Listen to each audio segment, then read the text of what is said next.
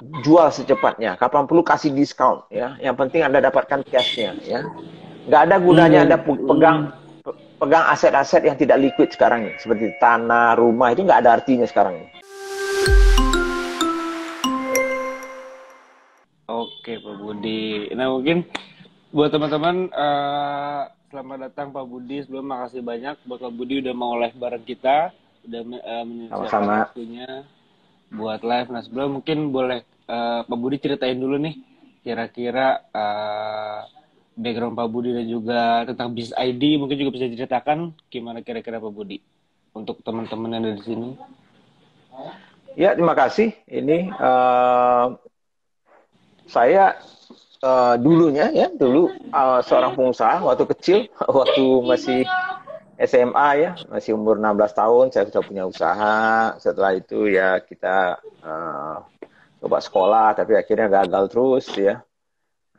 Akhirnya ya pindah ke Amerika ya, setelah gagal di Indonesia 4 kali, di ITB gagal, di Universitas Andalas gagal, di Akademi Bahasa Asing gagal, Fakultas Ekonomi UI gagal. Jadi akhirnya kita pindah ke Amerika, jual bisnis semuanya, bisnis kecil-kecilan aja, melanjutkan di situ sekolah, akhirnya selesai, bekerja di situ secara profesional. Makanya saya mulai dari perusahaan minyak ya dulunya, selain dari perbankan, saya lama di perminyakan ya, di mobil Exxon, di Shell, di Belanda, di Amerika, Nigeria, sebelum kembali ke Indonesia tahun-tahun awal 90-an. Setelah itu saya bergabung dengan Coca-Cola ya di Indonesia selama 11 tahun. Saya terakhir di situ menjadi direktur grup di Coca-Cola. Sebelum terakhir saya itu akhirnya bekerja sama dengan pemodal dan pemegang saham dari Belanda. Kita mengambil alih perusahaan SGM, susu SGM di Yogyakarta ya. Nah, itu dulunya kita beli 4 triliun, kita perbaiki, akhirnya kita jual tahun 2007 akhir ke Danon gitu ya. Senilai 20 triliun gitu ya. Jadi kita bisa naikkanlah sekitar 5 kali lipat harganya. Setelah itu saya terakhir dengan Danon ya, menjadi di root ya, atau CEO dari Danon Baby Nutrition. Sebelum pensiun 2010, saya sengaja pensiun dini karena sejak tahun 2010 itu saya membangun Yayasan Pro Indonesia bersama Om Bob Sadino almarhum ya, dengan teman-teman, karena keinginan saya dan teman-teman itu untuk ikut membantu para pengusaha-pengusaha yang baru maupun UMKM yang pengen berkembang. Nah, sejak itulah saya berdiri di situ. Banyak perusahaan-perusahaan sudah kita kembangkan. Saya punya PT Mikro Investindo untuk investasi, dan terakhir setelah 10 tahun ini akhirnya saya juga memutuskan untuk membangun startup baru yang namanya Business ID. Jadi fokusnya adalah belajar bisnis dengan expert ya, para expert ya, karena kita tahu bahwa untuk mencapai 1 juta pengusaha saya sulit untuk melakukannya offline. Selama ini saya melakukan workshop offline, saya bina para mentor, bina para coach ya. Itu sulit. Nah, makanya sekarang ini saya fokuskan untuk mencoba digital learning, online learning dikombinasikan dengan offline-nya untuk para UKM, para entrepreneurs pemula maupun yang mau maju gitu. Nah, jadi bisnis-bisnis yang sempat ikut program saya banyak ya, seperti Abnormal ada misalnya ya, bakso Iya bujangan betul ya, betul. kue lapis ya, rasa lokal, rasa food, banyak banget lah pokoknya. Nah, mereka itu tentunya belajar juga dengan yang lain, tapi pada prinsipnya ya kita membantu mereka mengakselerasi bisnisnya supaya menjadi besar. Gitu, Rian. Dikit. Sepakat benar-benar. Berarti benar-benar sedikit aja tadi banyak banget kayaknya ini pengalaman dari Pak Budi ini dari Amerika pulang ke Indonesia hingga akhirnya sempat bekerja di Coca-Cola juga kan, siapa yang nggak tahu Coca-Cola kan perusahaan besar itu, dan juga hingga akhirnya sekarang Pak Budi juga di PT Mikro Investindo Pak ya, dan juga dari Ya, Bis ID juga gitu, dan juga ternyata ya. saya juga sempat udah lama juga nge-follow Pak Budi. Jadi buat teman-teman yang belum tahu, banyak juga pengusaha-pengusaha sekarang kayak tadi mungkin Om Rex ya, Om Rex Marindo dari Abnormal, dan Ya, beberapa tokoh-tokoh lain yang anak muda ini banyak belajar dari mereka. Ternyata Om Rex dan juga Om Gufron dari House kalau juga banyak ya belajar dari Ya, Pak Budi juga ternyata gitu. Kayak ini iya, gurunya guru lah gitu. Kayak itu iya, waktu Pak Budi ini sempat ibaratnya mau oleh bareng kita, sebenarnya saya kayak wah kesempatan luar biasa banget nih bisa belajar bareng gurunya guru gitu, kayak oh udah suhu banget lah nih gitu kan. Dan juga saya SBM Pro juga udah lama ngikutin, cuma memang belum sempat ikutin programnya, tapi ya buat wirausaha pasti udah tahu lah ya dengan SBM Pro itu kayak salah satu pionir lah ya, sekolah atau instansi wirausaha di Indonesia gitu kan. ya, Nah, betul. kayak gitu juga. Dan sekarang kayak teman-teman tahu buat yang nonton sekarang juga, kita sekarang lagi dalam masa krisis ya Pak, atau dalam masa Ya, pandemik seperti inilah gitu. Dan kemarin emang pasti kita banyak nih dari teman-teman yang nonton juga ataupun saya pribadi juga yang merasakan dampaknya nih, kayak aduh nih pandemik ini membuat kita bisnis sih banyak yang ya nggak sedikit yang benar-benar tutup gitu, kayak mhm, pariwisata mungkin atau travel itu kan benar-benar harus tutup gitu, tapi beberapa pun benar-benar berusaha survive. Ada yang pivot, yang misalnya kayak sekarang tuh tren kopi, mungkin dari kedai kopi jadi bikin kopi botolan gitu kan gitu. ya, Kayak jangan tadi makanan jadi frozen food gitu. Nah, ya, kita ini kan pasti pada sedang berpikir keras nih para pengusaha untuk gimana sih cara strategi atau prioritas deh gitu, kayak kira-kira apa ya yang harus kita selamatkan dulu nih gitu.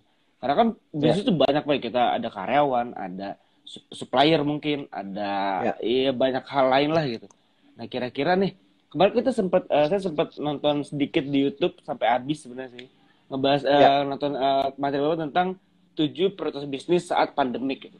Dan menurut ya, saya pribadi ini salah satu materi yang daging banget gitu, kayak wah ini nih ya, harus harus kita angkat dan teman-teman harus tahu nih gitu, dan harus dibahas ya, lebih dalam lagi gitu. Nah, kalau ya. boleh tahu nih Pak Budi, 7 prioritas bisnis itu ketika pandemik apa aja sih Pak, kira-kira kalau dari Pak Budi ini?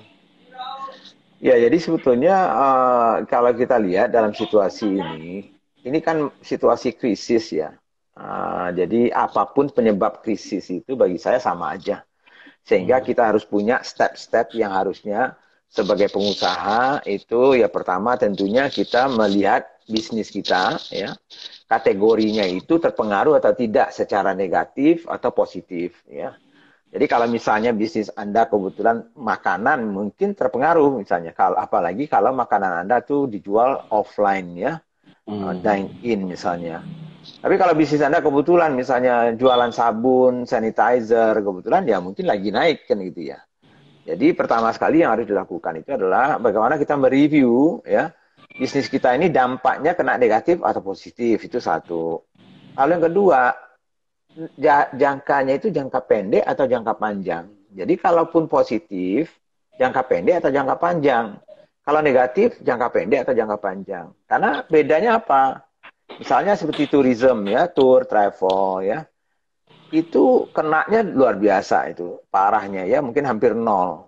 Tapi mungkin itu jangka pendek gitu, ya, mungkin jangka pendek gitu. Sehingga uh, kalau jangka panjang bisnisnya masih masih punya potensi nggak? Ya masih banget gitu ya. Cuman mungkin untuk jangka pendek sekarang karena kasusnya itu lebih ke kasus misalnya kesehatan, maka dia nggak bisa bergerak gitu. Nah, jadi itu Hmm. contohnya kenapa kita harus review ya dampaknya ke kita negatif atau positif, lalu jangka pendek, jangka menengah, atau jangka panjang. Nah, kalau misalnya jangka pendek kita kena, lalu apa yang harus kita lakukan? Kan gitu ya. Nah, makanya masuk ke step kedua. Step kedua itu adalah yang saya katakan bahwa kita harus menyelamatkan yang namanya income kita, pendapatan kita. Hmm. Oke. Omsetnya lah, kalau kata anak UKM itu omset saya itu diselamatkan. Ya. Nah, tentunya menyelamatkan omset itu macam-macam. Kalau misalnya kita tour dan travel, bagaimana menyelamatkan kalau memang nggak ada? Iya Ya kan betul, nggak nggak nggak ada ada. klien. Nggak ada klien, nggak ada dan segala macam. Jadi pertama anggap dulu yang masih ada misalnya ya. Hmm. Jadi misalnya yang masih ada kalau memungkinkan itu kita pindahkan ke online karena masalah utama sekarang ini masalah mobilitas. Orang Hmm. tidak bisa bergerak bukan karena tidak ada permintaan. Kan gitu itu sebetulnya. Nah sehingga Iya benar. mungkin nggak itu nantinya dipindahkan misalnya ke online-nya misalnya ya ya mungkin bisa membantu ya mungkin tidak semuanya recover itu salah satu. Yang kedua kalau produknya masih ada ya nggak ada permintaan. Kita sudah pindahkan ke online misalnya. Tapi mungkin masalahnya sekarang ini adalah kemampuan konsumennya yang berkurang. Ya, karena mungkin masalah krisis ini ekonominya, ya, kemungkinan ini akhirnya kalau ekonominya berkurang, pendapatan orang berkurang, mungkin kemampuan dia ya untuk membeli produk yang biasa nggak ada lagi. Nah, caranya bagaimana? Makanya kalau Anda lihat ya, banyak perusahaan-perusahaan besar, perusahaan-perusahaan multinasional, perusahaan-perusahaan konglomerat ya. Kalau dalam masa-masa situasi ekonomi kurang bagus, mereka banyak mengeluarkan yang namanya paket-paket hemat. Nah, kalau misalnya produknya misalnya gini. Kalau misalnya dulunya jualan susu 1 liter misalnya. Sekarang mungkin dikeluarkan yang saset. Nah, kan banyak sekali yang sasetnya. Mungkin orang masih mau membeli produknya, tapi kemampuannya tidak ada untuk membeli sekaligus banyak. Jadi itu namanya downsizing. Kita perkecil ya, atau membuat bisnis Anda lebih fleksibel ya. Itu juga bisa ya. Kemudian tentunya kalau Anda punya pelanggan-pelanggan selama ini, itu sekarang ini Anda harus jalankan dan cari jalan mengkontak mereka kembali, karena mudah-mudahan mereka itulah yang mungkin yang lebih mudah untuk bisa memakai produk Anda karena mereka sudah kenal dengan Anda. Nah, kalau seandainya nggak ada lagi jalan untuk Anda bisa mempertahankan, tentunya untuk bisa selamat, ya Anda harus berusaha. Itu yang kita namakan pivot, ya, pivot atau pivot itu ya. Ya, artinya itu pivot itu Anda sebetulnya berbisnis bukan lagi dalam bisnis inti Anda. Jadi kalau tadinya misalnya Anda tour and travel, nggak bisa lagi dapat income, mungkin sekarang ya udahlah, jualan masker, jualan sanitizer misalnya, dan segala macam ya. Itu bisa. Yang penting survive dulu ya. Jadi tadi itu kita tahu kategori bisnis kita kena ya, kalau negatif atau positif. Nah, sekarang bagaimana menyelamatkan omset atau revenue kita? Saya sudah sampaikan tadi itu. Nah, bisnis itu hanya 2 aja komponennya. Ada pendapatan, ada biaya. Itulah pendapatan lebih besar daripada biaya, maka ada profit. Kan itu sebetulnya. Nah, kita sudah bicara nih income atau pendapatan tadi itu. Nah, sekarang kita bicara harusnya biaya. Bagaimana kita menekan biaya? Kalau kita misalnya omset kita turun 50%, sedangkan biaya kita tetap sama, maka pasti kita akan rugi kan gitu ya. Nah, supaya kita untung misalnya ya, supaya kita untung, tentunya minimal ya omset kita turunnya 50, biaya kita turunnya 50 juga, biar sama dia. Kalau bisa lebih banyak lagi turunnya. Itu pemikiran awamnya seperti itu ya. Tentunya nggak semudah itu. Karena dalam biaya ada biaya yang namanya fixed cost atau biaya tetap. Nah, biaya tetap itu ada yang minimumnya, nggak bisa lagi di bawah itu gitu. Nah, kalau Anda itu omsetnya sudah tidak bisa mengcover biaya fixed cost Anda, itu sudah celaka Anda. Makanya Anda sudah pasti ya akan rugi. Nah, rugi nggak ada masalah untuk sementara waktu. Tergantung cash flow Anda kuat atau tidak. Kalau Anda rugi terus, misalnya 2 bulan, 3 bulan, tapi Anda masih bisa nombok terus sampai 3 bulan, nggak ada masalah. Mungkin mudah-mudahan bisa naik lagi. Tapi kalau tidak, nah disitulah dilemanya. Makanya harus Anda kontrol ketat itu biaya Anda. Nah, biaya fix Anda kalau bisa dicari, ya apa yang paling yang besar dan mungkin nggak itu dikurangi. Atau biaya yang fix tadi itu Anda jadikan biaya variabel. Maksudnya biaya itu yang bisa ditunda mungkin. Bisa, iya. Misalnya kan sekarang banyak kejadian karena udah tidak mampu lagi orang membayar gaji karyawan. Ya, sekarang. Nah, mungkin ditunda sama dia. Mungkin dia bayar cuma 50%, mungkin dibayar 20%. Saya nggak tahu. Itu tergantung kemampuan perusahaannya. Nah, itu salah satu cara juga untuk menyelamatkan kapalnya. Ya. Nah, jadi fokus mencoba mengurangi biaya fix, ya, menjadikan dia variabel. Semua biaya-biaya yang nice to have istilahnya saya ya. Yang ya itu nggak penting-penting amat. Nggak ada pun itu bisnis kita nggak mati. Itu buang semua untuk sementara waktu kan gitu ya. Jadi Kemudian tentunya terakhir, biasanya dua yang paling besar komponen biaya. Satu adalah harga pokok Anda, harga pokok dari jasa Anda atau produk Anda. Itu utak-atik dan cari di situ efisiensi, kapan perlu Anda rubah formulanya. Misalnya ya. Jadi misalnya kemarin packaging Anda itu tebalnya misalnya 1 senti misalnya. Sekarang, kenapa harus 1 senti? Jadikan dia 0,5 senti misalnya. Lebih efisien, harganya lebih murah misalnya. Kuenya tadi itu, kue yang misalnya sebesar ini sekarang mungkin jadiin kecil ya. Sehingga dia lebih murah tadi itu ya. Downsizing, diperkecil, itu juga bisa ya. Nah, kemudian yang terakhir tentunya, kalau itu sudah semuanya utak-atik, Anda harus lihat orang Anda, struktur Anda, tim Timnya Anda. juga ya Pak. Oleh iya, karena biasanya biaya tim itulah yang termasuk yang paling besar selain dari HPP. Nah, makanya itu yang banyak dikejar orang sekarang ini. Jadi tadi kita sudah review kategori, kita sudah coba selamatkan omset, sekarang kita sudah kelola biayanya, sudah pasti cash flow. Ya, bisnis ini darah itu cash flow. Jadi kalau Anda nggak bisa meyakinkan bisnis Anda punya cash flow minimal, menurut saya 3 bulan, sulit. Ya, kalau malahan saya mau konservatif, ya, kalau mau konservatif, carikan jalan bagaimana Anda punya cash flow minimal sampai akhir tahun ini. Itu lebih konservatif sampai lagi. akhir tahun gitu ya. Ya, jadi asumsikan misalnya Anda tidak ada income sama sekali. Oke. Berapa biaya fix Anda? Misalnya. Nah, biaya fix Anda itu katakanlah, gitu, ya apa aja perusahaannya. Apa aja perusahaan. Misalnya, kita asumsikan dulu. Ya, walaupun ada dia sekarang penjualannya, tapi sekarang anggap aja nggak ada. Misalnya kalau nggak ada penjualan, kita harus ada keluar biaya nih yang fix, yang nggak bisa dirubah. Bayar gaji, dan segala macam, rental. Katakanlah biayanya 50 juta sebulan. Itu nggak bisa lagi diturunkan. Sekarang 0 kita punya income atau pendapatan. Nah, artinya setiap bulan kita nombok 50 juta toh. Yes. Karena income kan nggak ada, 50 juta. Nah, sekarang tinggal berapa bulan nih sampai akhir tahun? Mungkin 7 bulan. Berarti 7 kali 50 juta, 350 juta Anda harus punya cash flow. Dengan asumsi katakanlah nggak ada. Nah, kalau itu ada, itu Anda akan aman menurut saya. Ya. Tapi kalau tidak, minimal Anda harus punya 3 bulan. Jadi, kelola itu cash flow. Ya, utang-utang Anda dipercepat masuknya. Ya. Kalau ada orang yang minta utang ke Anda, jangan kasih. Ya. Kalaupun dikasih, jangan kasih waktu yang terlalu banyak. Ya.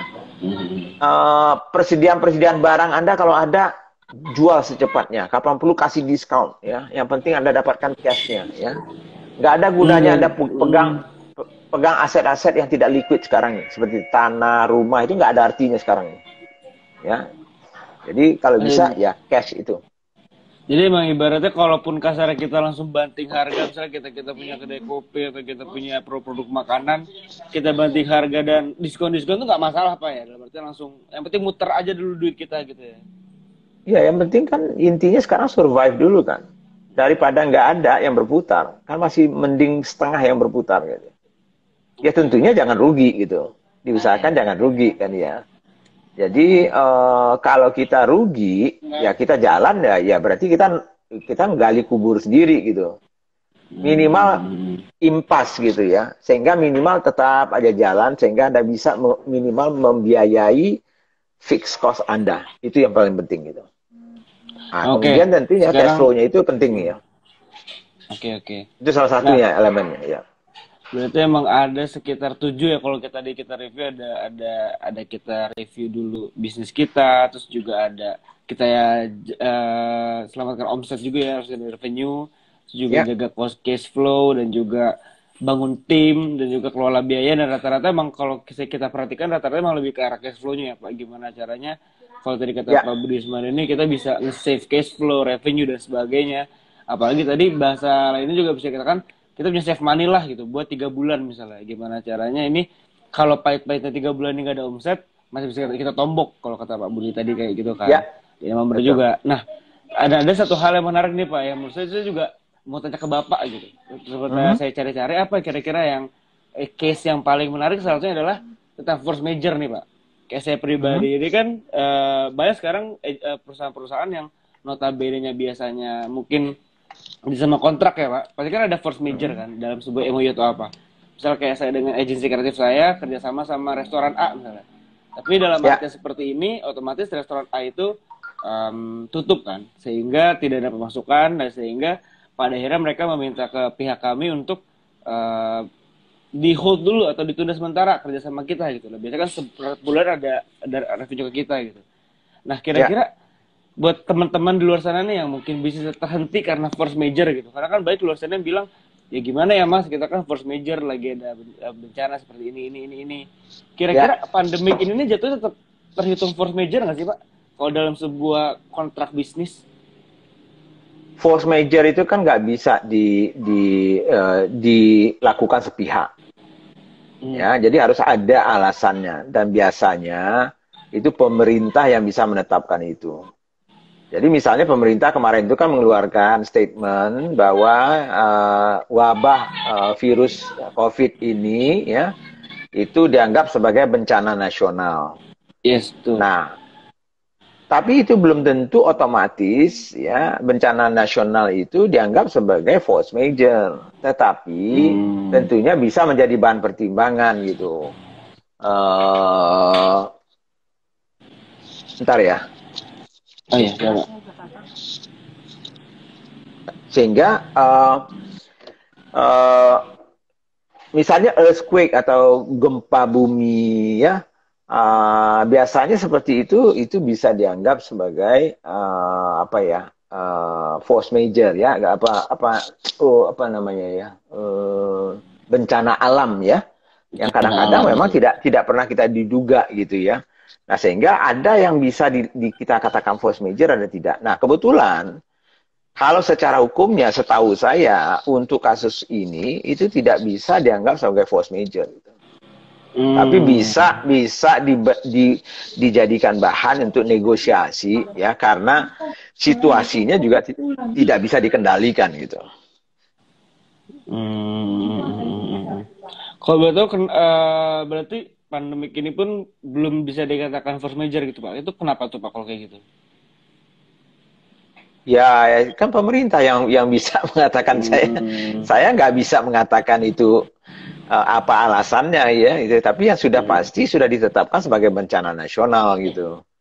Nah, tapi kalau dianggap sebagai bencana nasional, tapi tentunya itu banyak hal-hal yang bisa dilakukan. Makanya pemerintah juga memberikan sebetulnya banyak kelonggaran-kelonggaran untuk para UMKM ya, insentif-insentif, pengurangan bunga, penundaan pembayaran kredit dan segala macamnya itu. Nah, karena dengan menyatakan bahwa negara ini kena bencana nasional lah, baru mungkin presiden dan pembantunya bisa mengeluarkan uang itu. Kalau nggak bisa mungkin. Gitu. Iya, benar. Ya. Nah, nah berikutnya nih Pak, saya mau nanya juga lebih ke arah tadi kan kalau kita bahas tentang 7 prioritas, salah satunya ada tentang yang paling pertama tuh yang harus kita lakukan adalah review kan Pak. Jadi kita nge-review bisnis kita, ngatur ulang strategi. Tapi kalau dari teman-teman mungkin kalau kita nonton kan pasti kita paham kan, kita nge-review dulu nih, nge-review misalnya keuangannya, nge-review tim dan sebagainya. Tapi kalau dari Pak Budi sendiri ada advice atau ada saran nggak kira-kira metode atau cara yang paling bagus nih untuk nge-review bisnis apa sih, misalnya SWOT kah atau kita pakai metode apa untuk nge-review bisnis kita gitu Pak? Sebetulnya kalau Anda lihat misalnya di 7 step ini ya, 7 step 7 prioritas ya yang harus kita lakukan dalam situasi krisis ini, itu bisa dipakai sebetulnya sebagai checklist. Jadi kalau paling gampang ya nggak usah dibuatkan alat baru gitu, ambil aja yang 7 itu. Pertama misalnya review misalnya bisnis kita negatif atau positif dampaknya. Oke, negatif, tag negatif. Nah negatifnya tuh jangka pendek, jangka menengah, jangka panjang. Oh jangka pendek, oke. Bisnis kita turunnya berapa? Oh minus 100%, ya udah catat kan gitu ya. Jadi bisa dipakai ini. Ya, salah satu tools paling gampang, makanya saya siapkan ini sebetulnya untuk mempermudah teman-teman untuk bisa dijadikan checklistnya. Ini saya sudah lakukan nggak nih? Ini saya sudah lakukan atau tidak, kan gitu ya. Nah, sehingga dari situlah kita bisa nantinya betul-betul memilih kira-kira yang mana yang paling tepat untuk kita. Karena bisnis kita kan macam-macam, beda-beda. Ada yang jasa, ada yang produk, ya. Ada yang makanan, ada yang minuman, ada yang konstruksi, ada properti, macam-macam. Dampaknya juga beda-beda.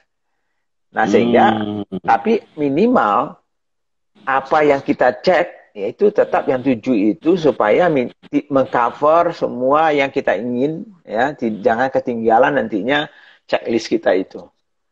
Nah, itu biasanya sih untuk situasi krisis ini. Kalau untuk memperbaiki bisnis, itu ya checklistnya yang biasa saya pakai itu adalah Smart Business Map saya itu. Oh, Smart Cuma 12 itu aja. Itu yang betul. 12 itu benar-benar. Ya, itu aja checklistnya sebetulnya. Ini juga bisa dipakai checklistnya, tapi ini checklist yang khusus yang saya buat untuk teman-teman bisa pakai.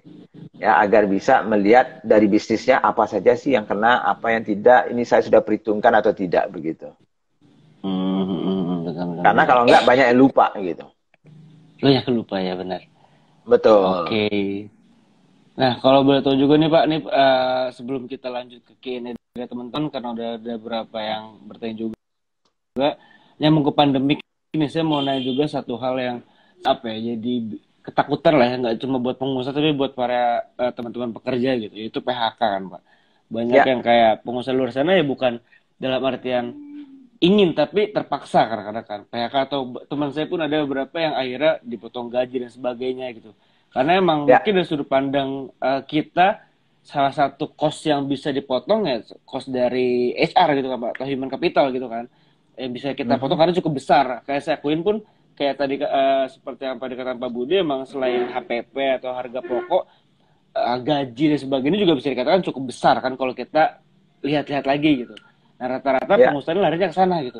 Nah, kalau dari Pak Budi ini yang mungkin udah berpengalaman bertahun-tahun, berpuluh tahun di korporasi atau bahkan sampai sekarang di startup, kira-kira nih Pak, lain deh selain misalnya opsi kita untuk nge-PH karyawan, ada nggak sih mungkin lini lain yang bisa kita kurangi, yang atau biasanya Pak Budi tahu, oh lebih baik daripada ngurangin karyawan, mending potong di bagian ini gitu Pak, kira-kira?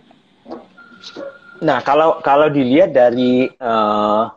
dari apa yang saya sampaikan di 7 ya tahapan itu ya, 7 prioritas ya, kan ada mengenai kelola biaya dan efisiensi. Nah, di dalam kelola biaya dan efisiensi itu sebetulnya sudah ada itu listnya, apa saja yang duluan ini. Misalnya kita buatkan matriks, jadi stepnya adalah kita buatkan dulu matriks ya. Matriks itu adalah list ya, dari misalnya biaya-biaya yang terbesar sampai yang terkecil. Ya, jadi sehingga kita bisa fokus gitu ya kepada yang besar-besar dulu. Nah, yang mana itu yang besar? Nah, biasanya yang besar-besar itu kalau biaya itu di luar HPP, ya itu biaya orang itu. Ya, gitu. Jadi kalaupun kita kurangi misalnya, kurangilah kopinya misalnya, nggak usah ada kopi setiap bulan misalnya. Ya emangnya berapa sih kopi setiap bulan kan itu? Walaupun itu akan kita kurangi juga, tapi tidak akan bisa menyelamatkan, kan itu persoalannya.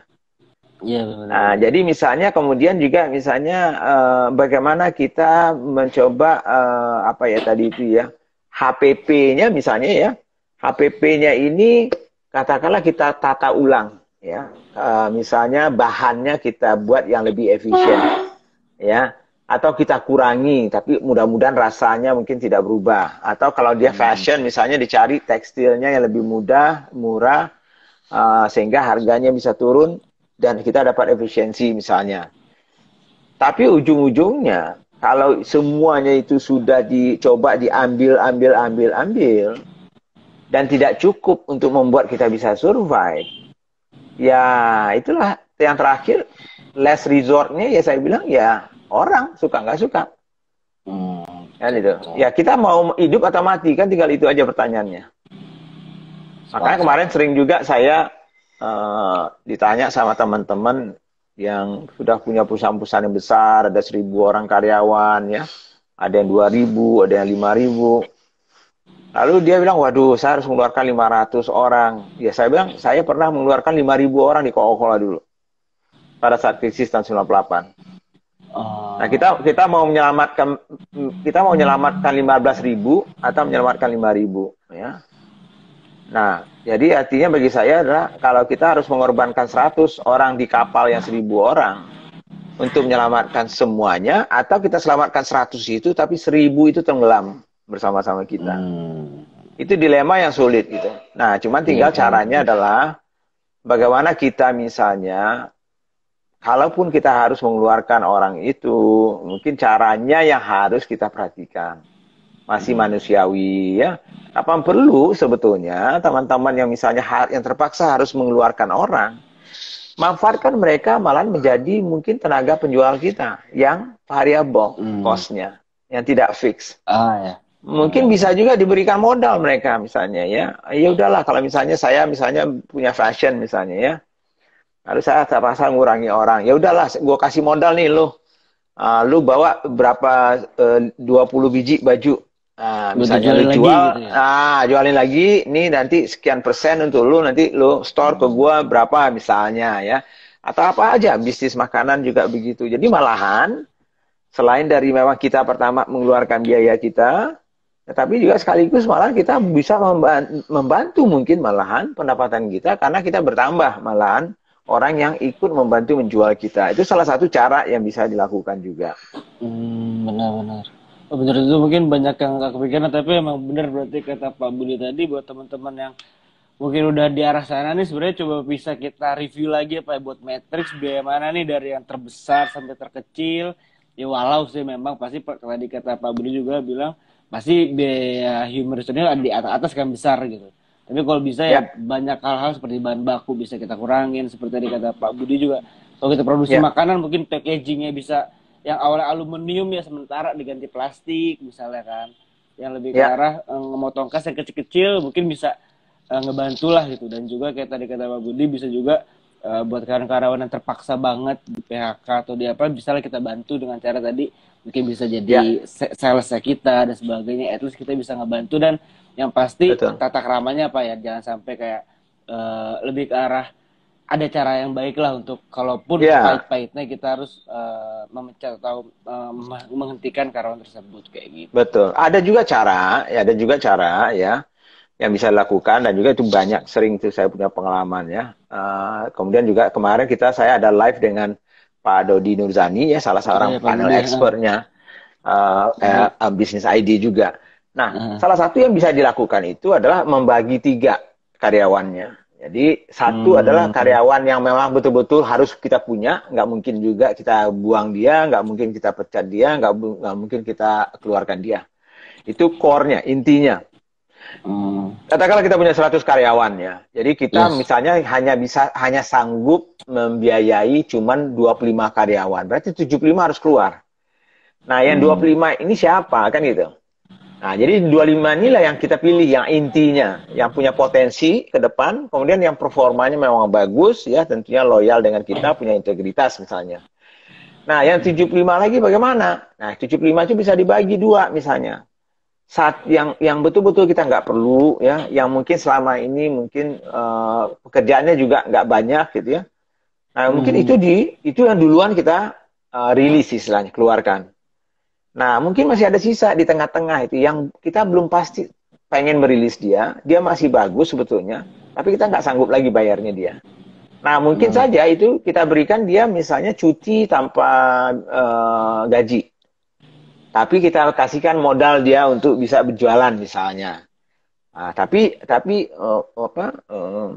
servisnya ya tahun dia bekerja masih tetap kita hitung karena dianggap sebagai cuti. Tapi cutinya tidak ada digaji gitu. Itu yang namanya unpaid leave istilahnya ya. Kalau di dalam itu. Itu bisa juga gitu ya. Jadi banyak caranya, kombinasi dari beberapa hal yang bisa kita lakukan kalau memang kita merasa kategori dari karyawan itu ada 3 yang bisa mungkin menyelamatkan bisnis kita gitu. Oke, makasih banget tadi, bener sih, berarti emang kita tuh ngebagi juga tipikal-tipikal karyawannya tadi. Kalau kata Pak Budi, mana yang kita butuh, mana yang mungkin kalau unpaid leave ini kasusnya kayak pramugari Pak ya, bener nggak ya? Kira-kira pramugari yang dicutikan terpaksa bisa Bisa juga, Benar, ya, benar, benar. bisa juga. Garuda sekarang sudah potong gaji. Banyak orang sudah potong gaji sekarang. Jadi salah satunya potong gaji, itu juga bisa, ya. Tapi kalau nggak cukup potong gaji, ya berarti kan mungkin dirumahkan dulu. Ya, Hmm. dirumahkan istilahnya. Itu berarti dirumahkan, dia masih karyawan, tapi nggak digaji, gitu ya. Nah, jadi bisa juga setelah itu ya udah udah dirumahkan, nggak digaji, tapi lama-lama ekonomi ini masih belum pulih juga setahun lagi. Mungkin dari situlah mungkin baru harus di PHK misalnya, itu juga bisa. Tapi PHK Oke. orang, kalau kita mengikuti hukum, itu juga banyak anu caranya gitu. Jadi nggak bisa sembarangan juga Iya. sebetulnya. Benar, benar, benar. Ya, tapi untuk teman-teman Benar, UKM benar. ya sudahlah. Yang penting negosiasi, yang penting ada kesepakatan bersama, itu yang penting. Yang penting ke satu pihak lah ya, Ya, sama-sama jangan menyakiti juga kayak betul, gitu berarti. betul. Ya, betul Nah, sekali. sekarang nih kita langsung ke Q&A. Nah, tadi kita udah beberapa kali melihat pertanyaan-pertanyaan. Ada satu nih pertanyaan cukup menarik nih, Pak. Dari My Summer Blossom. Yaitu, Ya. kalau HPP kita 1.000, tapi saat ini kemampuan orang hanya bisa beli di bawah 900. Nah, kayak berarti Mhm. mirip tadi Bapak bilang lebih ke arah konsumen yang daya belinya menurun nih, Pak. Nah, Ya, kita hold barang aja atau lepas dengan harga 900 dengan catatan barang itu saat ini cocok buat di rumah aja tapi daya beli rendah mhm. banget. Oh, kayak gitu. Jadi kayak berarti sebenarnya produknya dibutuhin nih Pak, buat orang Ya, di rumah aja, tapi daya beli konsumen emang ternyata faktor rendah dan harga ya, di bawah HPP yang harus 1.000, daya beli rata-rata konsumen 900 misalnya. Nah, kira-kira ya. gimana nih Pak? Apa kita tahan, hold aja harga tetap, atau ya udah banding harga ikutin pasar? Itu yang saya bilang tadi itu sebetulnya. Jadi kita harus yang namanya tergantung saya nggak tahu produknya apa, tapi saya Hmm. berasumsi misalnya, katakanlah misalnya tadi itu kita menjual sampo, ya. Orang masih sabun lah, sabun, ya, sabun atau sampo, ya. Yang kita jual itu misalnya 1 liter, Yes. ya. Kita hanya punya satu paket 1 liter. Nah, harga pokoknya 1.000 tadi itu. Nah, sekarang ini orang ekonomi turun, orang nggak sanggup beli nih, ya. Jadi nggak sanggup beli, tadi itu HPP-nya 1.000, misalnya dia jual jadi 2.000 misalnya, ya. Nah, sekarang orang nggak bisa beli 2.000 karena nggak punya duit 2.000. Dia hanya punya duit 1.000, kan itu ya. Tapi barang yang kita jual hanya yang 1 liter yang harganya 2.000. Lalu bagaimana? Nah, salah satunya adalah membuat produk yang downsizing, diperkecil. Makanya Hmm. sekarang ini, saya bilang, perusahaan-perusahaan asing, perusahaan besar, itu supaya orang tetap memakai brandnya dia, tapi dia tahu kemampuan orang menurun, makanya dia keluarkanlah paket-paket ekonomis, saset, apa aja saset sekarang ada. Susu kental manis Hmm. saja ada sasetnya. Sambal aja ada sasetnya. Sampo ada sasetnya. Ya, mungkin semuanya ada saset. Kenapa? Karena daripada orang membeli merek lain, mending orang tuh membeli produk saya walaupun hanya satu saset. Karena itulah kemampuan Ah, orang. Jadi oke, HPP-nya benar-benar. tentunya menyesuaikan. Kalau HPP-nya tadi itu untuk 1 liter itu 1.000, kalau dia menjadikan itu misalnya 500 mili, tentunya HPP-nya harusnya turun dong. Ya, bukan lagi 1.000 kan itu. Hmm. Nah, Hmm. jadi sehingga nggak perlu jual di harganya 2.000. Mungkin yang 500 itu kita jualnya cuman misalnya 1.000 misalnya. Itu Hmm, juga ya, bisa yang penting dilakukan itu kan nggak itu. nggak nggak jual rugi lah ya kalau tadi kata Pak Budi itu yang penting jangan sampai jual rugi Iya, kayak gitu kan Pak ya. kalau bisa nggak jual rugi kalau kita masih terus mau memproduksi. Tapi kalau misalnya kita Hmm, punya bahan baku yang udah menumpuk nggak kepake, daripada dia basi, ya jual rugi juga nggak masalah kalau itu oke, bagi saya. oke. Tapi Mungkin kalau kalau Anda emang udah jual rugi, menumpuk ya Pak. ya, tapi kalau Anda tetap mau jualan, lalu Anda jual rugi terus, ya setiap Anda jualan, Anda menanggung rugi orang, menanggung rugi terus kan itu. Iya, benar, benar, Buat benar, apa benar. menggali lubang Anda? Oke. Gitu. Nah, lalu juga pertanyaan dari Rasi Rido. Mm-mm. Pak, oh ini mungkin lagi tren sekarang banyak kan pengusaha sekarang personal branding. Nah, jadi Ya, ditanya adalah pada saat seperti ini masih penting nggak Pak untuk personal branding dari Rasi Rido? Hmm. Ya saya juga nggak tahu manfaatnya untuk teman-teman itu personal branding itu apa kan gitu ya. Karena biasanya personal branding itu tidak diperhatikan orang ya kalau memang tujuannya itu hanya sekedar untuk misalnya dia dikenal di pekerjaan biasa di keluarga. Jadi tidak ada perhatian khusus ya. Dia terbentuk sendiri gitu ya. Tapi kalau misalnya ada manfaatnya untuk Anda, ya secara positif, Anda punya personal branding tersendiri, maka bangun personal branding Anda kapan saja, tidak harus sekarang juga boleh, sekarang juga boleh, tidak ada hubungannya menurut saya gitu.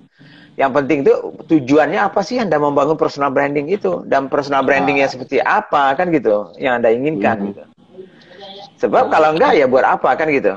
Kita melakukan itu. Jadi orang juga artinya ada effort, ada usaha yang harus kita lakukan untuk membangun personal branding itu sendiri. Jadi Jadi harus kalau ada kalau tujuannya dulu ya Pak. harus ada tujuan dong buat apa? Kalau enggak kita juga enggak jelas personal branding apa yang kita mau bangun karena tujuannya juga Iya enggak betul jelas. betul betul Kan gitu. betul betul betul betul. Nah, saya kasih contoh misalnya waktu dulu sebelum saya pensiun 2010, saya tidak kenal UMKM ini. Artinya saya kenal UKM, tapi Hmm. saya tidak pernah touch, saya tidak pernah pegang Nggak UKM. pernah keep in touch langsung lah Nggak ya gitu. pernah, karena saya perusahaan-perusahaan besar, perusahaan-perusahaan Betul. asing, ya, yang triliunan segala macam. Dan kebanyakan orang-orang taunya saya, personal brand saya pada saat itu adalah Budi Isman itu yang selalu mencari peluang untuk memperbaiki perusahaan, kemudian setelah itu dijual dengan harga yang tinggi kayak gitu lah. Atau Hmm. troubleshooter ya, kalau ada perusahaan bermasalah dia bisa memperbaiki. Itu personal brand saya waktu itu.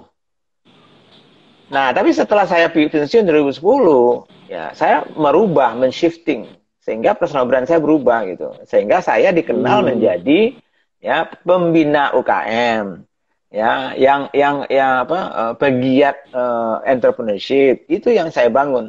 Makanya style saya jadi berbeda, mungkin ya tinggal satu-satunya yang nggak yang sama dengan dulu itulah jam merah saya aja. Yang lain itu mungkin Nah, sekarang saya nggak pakai lagi batik, saya pakai baju kaos tok misalnya, menyesuaikan diri juga misalnya.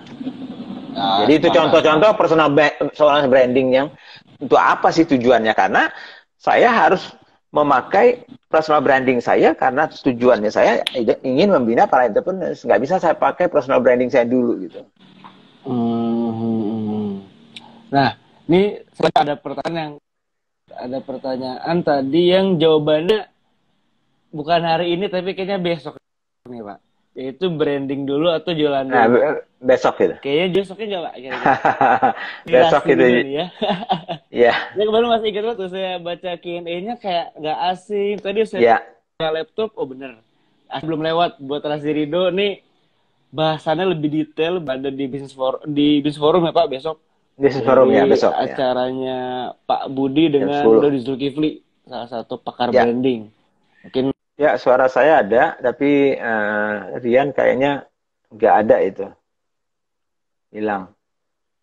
Mungkin sambil saya jawab aja, saya lihat ada pertanyaan tadi itu, rasa perubahan personal branding, apakah ada perubahan kebiasaan perilaku yang dibutuhkan? Ya, tidak tidak tidak banyak sih, pelakunya sama, cuman stylenya aja agak sedikit berbeda. Ya, saya mungkin style saya lebih banyak baju kaosan gitu ya, celana jeans gitu ya, nggak formal-formal amat ya.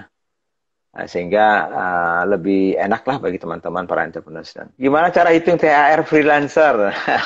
Freelancer ya. Freelancer ya kalau kalau aturannya kan THR itu pro rata dari bulan yang dia bekerja ya untuk setahun dari THR itu. Jadi tinggal dikerja. Kalau rata-rata dia bekerja misalnya 6 bulan dalam setahun berarti 6 per 12 sekitar 50% dari THR itu yang caranya untuk membangunnya gitu. Nggak kedengaran nih Rian? Ya, terima kasih Yulianto juga untuk apresiasinya. Ya, memang ya manfaatnya untuk kita sharing-sharing. Mudah-mudahan banyak manfaatnya untuk teman-teman semua.